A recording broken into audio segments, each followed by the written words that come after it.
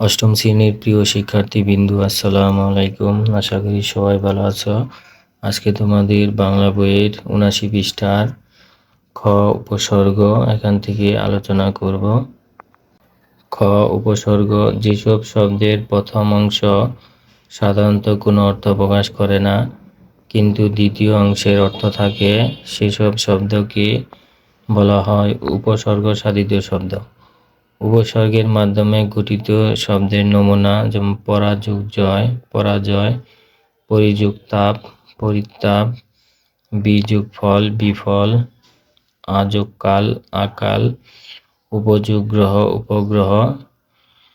উপসর্গের নিজস্ব কোনো অর্থ নেই। উপসর্গ স্বাধীনভাবে ব্যবহৃত হতে পারে না, কিন্তু অন্য শব্দের আগে ব্যবহৃত হয়ে অর্থ দ্যোতনা সৃষ্টি করতে পারে। যেমন দান শব্দটির পূর্বে বিভিন্ন উপসর্গ যুগে অনেকগুলো অর্থবোধক শব্দ গঠিত হতে পারে, যেমন অবদান, অবযোগ দান, অবদান, প্রতিদান, প্রতিযোগ দান, প্রতিদান, প্রযোগ দান, প্রদান ইত্যাদি। নিচে কিছু উপসর্গ সাধিত শব্দের নমুনা দেওয়া হলো। উপসর্গ যোগ শব্দ, নতুন শব্দ, উপসর্গের অর্থ দ্যোতনা। এখানে কিছু উপসর্গ সাধিত শব্দের নমুনা এখানে কিছু দেওয়া আছে। এই যে এগুলো তোমরা পড়ে নিতে পারো, বইয়ে করে দেওয়া আছে। উপসর্গ সাধিত শব্দ এগুলো বইয়ে করে দেওয়া আছে। এরপর 4.1.3 উপসর্গ যুগে শব্দ গঠন করি। নিচের ছকের প্রথম কলামে কয়েকটি উপসর্গ দেওয়া হলো। এসব উপসর্গের সঙ্গে যুক্ত হয় এমন শব্দ মাঝের কলামে লেখো। তৃতীয় কলামে লেখো উপসর্গ সাধিত শব্দটি। তোমার বানানো শব্দগুলো যেন উপরের উপসর্গ সাধিত শব্দের উদাহরণ থেকে আলাদা হয়। কাজ শেষে সহপাঠীকে তোমার কাজ দেখাও, তুমিও তার কাজ দেখো এবং একে অপরের কাজ নিয়ে আলোচনা করো। প্রথমটি করে দেখানো হলো। এখানে প্রথমটি করে দেখানো হয়েছে উপসর্গ শব্দ, উপসর্গ সাধিত শব্দ। উপসর্গ অ শব্দ হলো চেনা, চেনার সাথে অযুক্ত হয়ে এই নতুন শব্দ। উপসর্গ সাধিত শব্দ হলো অচেনা। তারপর আছে অতি, এগুলো আমরা এভাবে লিখতে পারি। এরপর অতি উপসর্গ অতি, বৃষ্টি শব্দের সাথে অতি যুক্ত হয়ে অতি বৃষ্টি। এরপর অধিক, অধিযোগ কার, অধিকার। এরপর অনাযোগ বৃষ্টি, অনাবৃষ্টি। অনুযোগ আগামী, অনুগামী। এরপর অপমান, অপযোগ মান, অপমান। এরপরে প্রযোগ তাপ, প্রতাপ। প্রতিযোগ মূর্তি, প্রতিমূর্তি। এরপর বদযোগ মেজাজ, বদমেজাজ। উপসর্গ এরপর অপযোগ রোধ, অবরোধ। এরপর আযোগ কণ্ঠ, আকণ্ঠ। বিযোগ চরণ, বিচরণ। এরপর বেযোগ তার, বেতার। উৎযোগ ক্ষিপ্ত, উৎক্ষিপ্ত। এরপর উপযোগ কুল, উপকূল। কুযোগ কথা, কুকথা। এরপর বরযোগ পেট, বরপেট। সযোগ ঠিক, সঠিক। গড়যোগ মিল, গড়মিল। এরপর দরযোগ দালাল, দর দালাল। এরপর দুঃখ যোগ সময়, দুঃসময়। সমযোগ রাজ, সম্রাট। এরপর দুর্যোগ মূল্য, দুর্মূল্য। দুষ্যোগ প্রাপ্য, দুষ্প্রাপ্য। এরপর সুযোগ দিন, সুদিন। এরপর হা যোগ বাতে, হাবাতে। না যোগ লায়েক, নালায়েক। এরপর নিযোগ বারণ, নিবারণ। নিযোগ শেষ, নিঃশেষ। এরপর আছে নির্যোগ আকার, নিরাকার। নিঃযোগ তরঙ্গ, নিস্তরঙ্গ। নিমযোগ রাজি, নিমরাজি। পরাযোগ শক্তি, পরাশক্তি। এরপর পরিযোগ সীমা, পরিসীমা, পাতিযোগ হাঁস, পাতিহাঁস। এই ছিল উপসর্গ যুগে গঠিত শব্দ।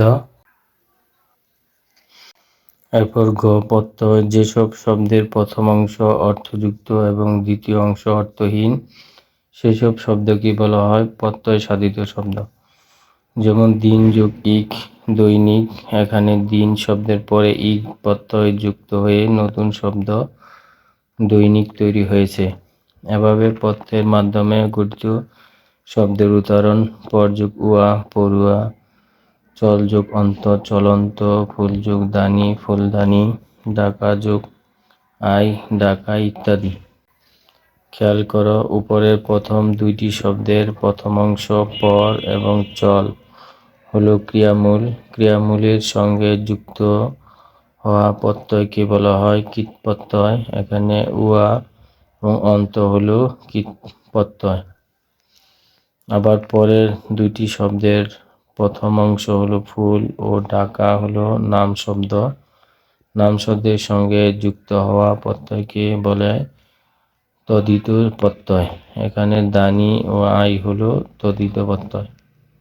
প্রত্যয় সাধিত কিছু শব্দের নমুনা নিচে দেওয়া হলো। এখানে শব্দ গঠন, প্রত্যয় সাধিত শব্দ, প্রত্যয়ের ধরন এখানে দেওয়া আছে তোমাদের বইয়ে, এগুলো তোমরা পড়ে নিতে পারো, এগুলো করে দেওয়া আছে। এরপর 4.1.4 প্রত্যয় যুগে শব্দ গঠন করি। নিচের ছকের দ্বিতীয় কলামে কয়েকটি প্রত্যয় দেওয়া হলো। প্রথম কলামে এমন কিছু ক্রিয়ামূল বা নাম শব্দ লেখ যেগুলো এসব প্রত্যয়ের সঙ্গে যুক্ত হয়। তৃতীয় কলামে লেখ প্রত্যয় সাধিত শব্দটি। তোমার বানানো শব্দগুলো যেন উপরের প্রত্যয় সাধিত শব্দের উদাহরণ থেকে আলাদা হয়। কাজ শেষে সহপাঠীকে তোমার কাজ দেখাও, তুমিও তার কাজ দেখো এবং একে অপরের কাজ নিয়ে আলোচনা করো। প্রথমটি করে দেখানো হলো। এখানে একটি করে দেওয়া হচ্ছে ক্রিয়ামূল শব্দ বা নাম শব্দ শিক্ষা, প্রত্যয় ইক, শিক্ষার সাথে ইক প্রত্যয় যুক্ত হয়ে হয়েছে শিক্ষক। এবং বাকিগুলো আমরা এভাবে লিখতে পারি। এরপর কাত যোগ অনা, কান্না; সুদ যোগ অনীয়, শোচনীয়; ফুট যোগ অন্ত, ফুটন্ত; এরপর জল যোগ আ, জলা; চোর যোগ আই, চোরাই; জানা যোগ আন, জানান। এরপর আছে বাবু যোগ আনা, বাবুয়ানা; বাবু যোগ আনি, বাবুয়ানি; জানান যোগ আনো, জানানো; পাগল যোগ আমি, পাগলামি। এরপর আছে দিশা যোগ আরি, দিশারি; বোমা যোগ আরু, বোমারু; দাঁড় যোগ আলো, দাঁড়ালো। এরপর আছে গোলাপ যোগ ই, গোলাপি; এরপর আছে নগর যোগ ইক, নাগরিক; দুঃখ যোগ ইত, দুঃখিত; নীল যোগ ইমা, নীলিমা; ফ্যান যোগ ইল, ফেনিল; জ্ঞান যোগ দীর্ঘি, জ্ঞানী; রাষ্ট্র যোগ ইয়, রাষ্ট্রীয়।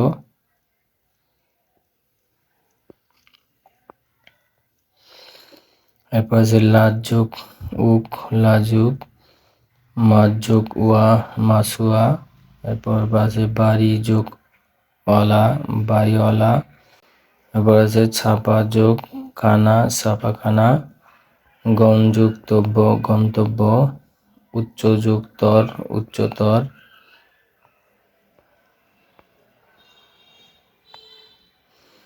এরপর আছে সৎ যোগ তা, সততা; বজ যোগ তি, ভক্তি; মহৎ যোগ ত, মহত্ব; এরপর আছে অংশী যোগ দার, অংশীদার; ফাত যোগ না, ফাতনা; সতী যোগ পনা, সতীপনা;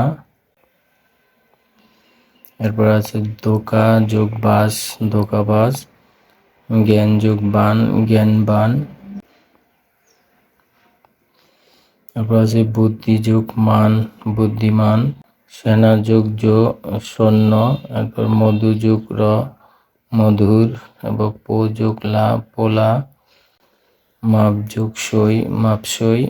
এ ছিল প্রত্যয় যুগে শব্দ গঠন। আমার এই কন্টেন্টটি যদি ভালো লেগে থাকে তাহলে অবশ্যই লাইক, কমেন্ট, শেয়ার দিয়ে অন্যকে দেখার সুযোগ করে দিবে এবং সাবস্ক্রাইব করে দিবে।